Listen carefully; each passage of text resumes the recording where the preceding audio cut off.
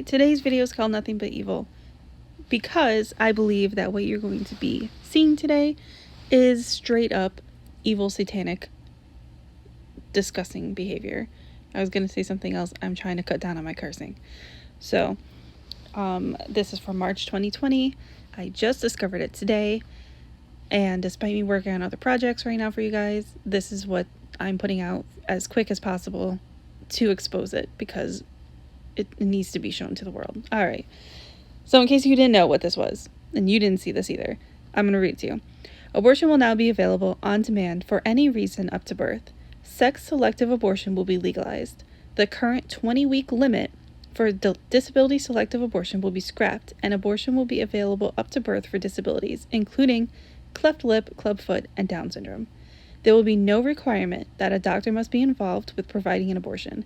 There will be no legal requirement that babies born alive after a, quote, failed abortion, end quote, are given medical support. There will be no legal requirement that pain relief be given to babies being aborted between 20 weeks and birth. There will be no legal restrictions on controversial methods of abortion such as intact dilation and extraction abortions, also known as partial birth abortions. All right, so after hearing that, you're probably like, okay, yeah, obviously that's evil. What are you making this huge deal about? Because, yeah, it's bad. Sounds bad on paper. We got it. Well, think about the words that they use to describe things, because it's really important to remember what they use in order to facilitate people getting on board with what they want, right? They describe abortions as a woman's health issue for women's health. And now they're going to be taking away limitations that say a doctor needs to be present for abortion. So, in case you didn't know, there are people in the United States and elsewhere that get abortions at clinics, you know, not like with a hanger in someone's house, in clinics, official clinics that do abortions. And there have been times where a doctor is not present and the woman has a complication and ends up dying. There are situations where sometimes EMTs get called and they can't even access the part of the building to bring up the stretcher, and the woman ends up dying. So this is not about women's health, because they don't care about your health and they don't care about your life. It has come to the point where they don't even care to hide it anymore, that it's not about women's health. All right, moving on. The next most important thing is the legal requirement being taken away that pain relief be given to babies aborted between 20 weeks and birth. So 20 weeks to me was even too much of a leniency, because I've done a lot of research on abortion, like so much research.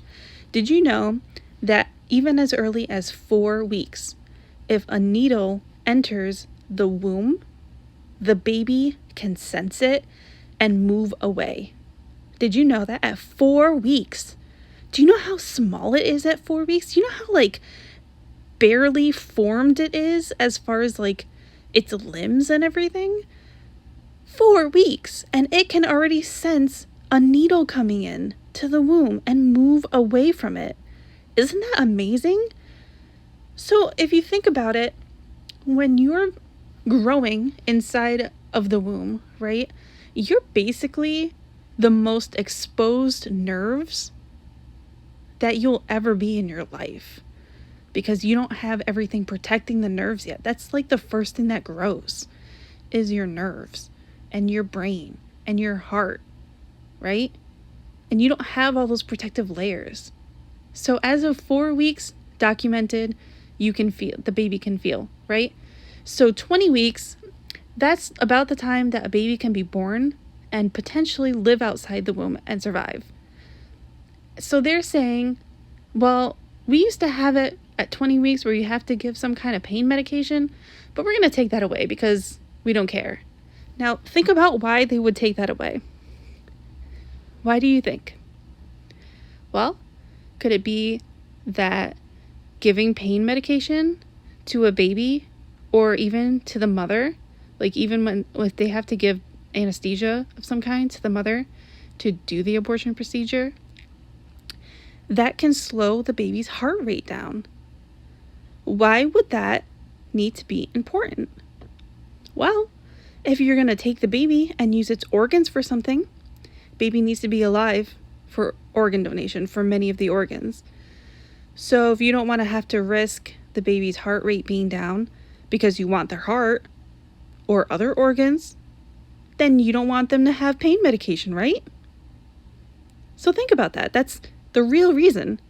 That and their evil pieces of crap that probably take joy in the baby feeling pain, because they do that to children who are outside the womb as well. Okay, I just can't fathom what these people think in their minds. All right, there's also no restriction on methods of abortion. Did you know that they can sometimes give an abortion where the woman's entire placenta comes out? You know, like the pictures or the videos that you may have seen before of like a C-section where the baby is still in its placenta and you can like see the baby inside of its water sac? Well, I think the water sac might be different than the placenta, actually. But, you know, I'm going to just use the term anyway because I'm not coming back to edit that part of what I've said. So anyway, they can do that and have the baby come out in the sac, therefore keeping it alive a little bit longer for harvesting. Okay? The whole point here, from what I am reading, is for harvesting. To me, there is no other explanation for why you would take away pain relief and why you would take away restrictions to controversial methods. No other reason. Zero.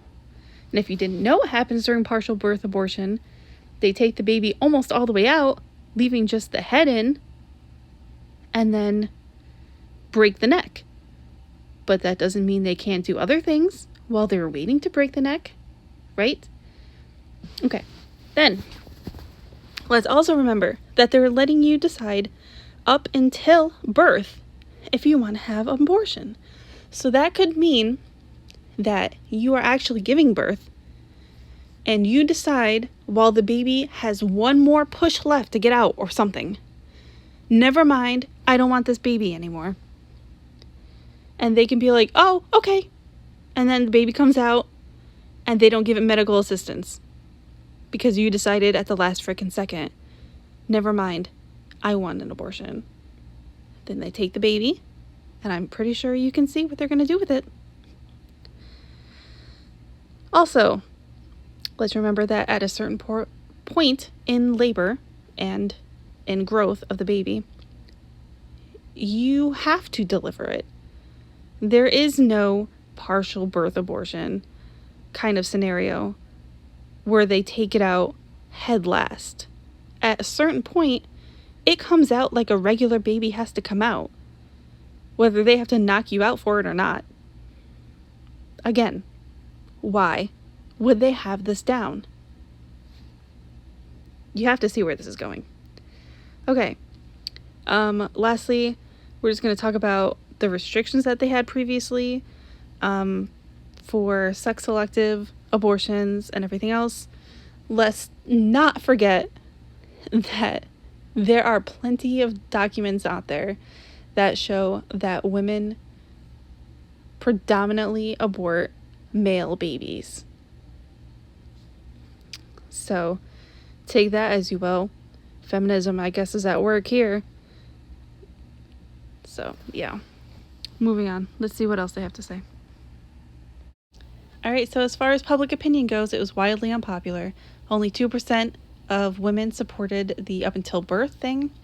7% were in support of sex-selective abortions, and only 6% were opposed to the standards that they originally had. So that's like single-digit numbers for all of them. So how they were able to pass that and stand by it, wow. And it's just interesting how it happened during the pandemic, right? This is like the height almost of the pandemic in March, end of March of 2020. So, yeah, this is when people were the most afraid. And just think about it, like everything that they're doing, everything that they're pushing through, they're not listening to you. if you want to fight it, as it even says here, people were trying to speak out about it, and they didn't want to hear them and take their words into consideration. Just like they don't care now. If you don't want to wear a mask, they'll change it to being called a face covering because it sounds less restrictive and scary. And you can't really do anything about it because if you don't follow their rules, they'll throw you in jail, give you a misdemeanor. You test positive, they'll take your kids away. And then when they put them in foster care, maybe they'll put them with a pedophile. Meanwhile, they take these babies, they do who knows what with them, maybe make vaccines with them, who knows. Anyway, see ya.